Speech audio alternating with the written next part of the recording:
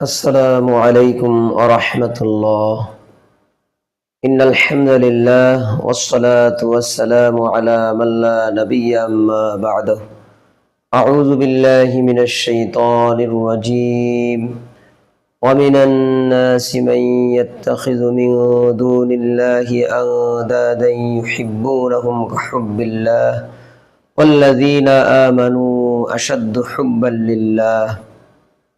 সম্মানিত মুসলিম ভাই ও বোনেরা, শিরকের অন্যতম আরেকটি বিষয় হচ্ছে শিরকুল মাহাব্বত, অর্থাৎ ভালোবাসা কেন্দ্রিক শিরক। 2 নং সূরা আল বাকারা 165 নং আয়াতের মধ্যে মহান আল্লাহ তাআলা বলেন,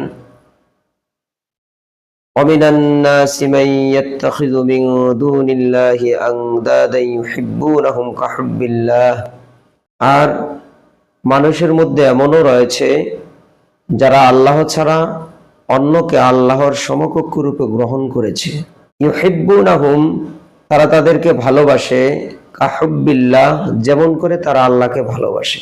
আল্লাহর প্রতি তাদের ভালোবাসাটা যেরকম, ঠিক অনুরূপভাবে তাদের মূর্তি, তাদের প্রতিমা, তাদের দেবদেবী অথবা তাদের ছেলে মেয়ে, তাদের ধন সম্পদ, এগুলোর প্রতিও ভালোবাসা সমান সমান।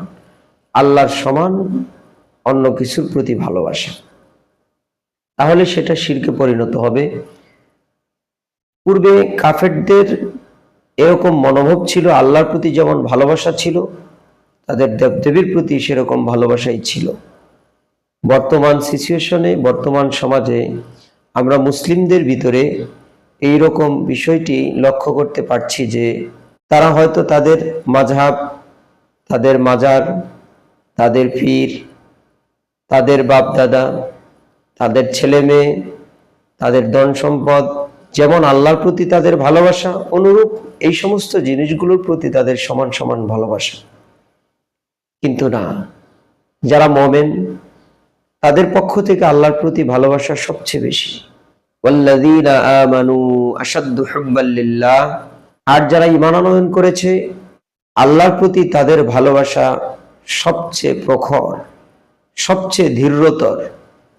ঈমানদার যারা, মুমিন যারা, দৃঢ় বিশ্বাসী, তারা আল্লাহকে অধিক পরিমাণে ভালোবাসে। সহিহুল বুখারীর 21 নং হাদিস, আনাস রাদিয়াল্লাহু তাআলা আনহু থেকে বর্ণিত, নবী করিম সাল্লাল্লাহু আলাইহি ওয়াসাল্লাম বলেছেন, 3টি গুণ যার মধ্যে বিদ্যমান রয়েছে সেই ঈমানের স্বাদ পায়। 1, যার নিকট আল্লাহ তার রাসূল সাল্লাল্লাহু আলাইহি ওয়াসাল্লাম অন্য সকল কিছুর চাইতে অধিক প্রিয়।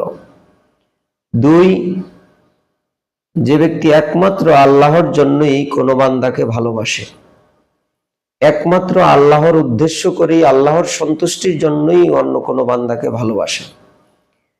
3, আল্লাহ তাআলা কুফর হতে মুক্তিদানের পর যে কুফরে ফিরে যাওয়াটা, অর্থাৎ প্রত্যাবর্তনকে আগুনে নিক্ষিপ্ত হওয়ার মতোই অপছন্দ করে।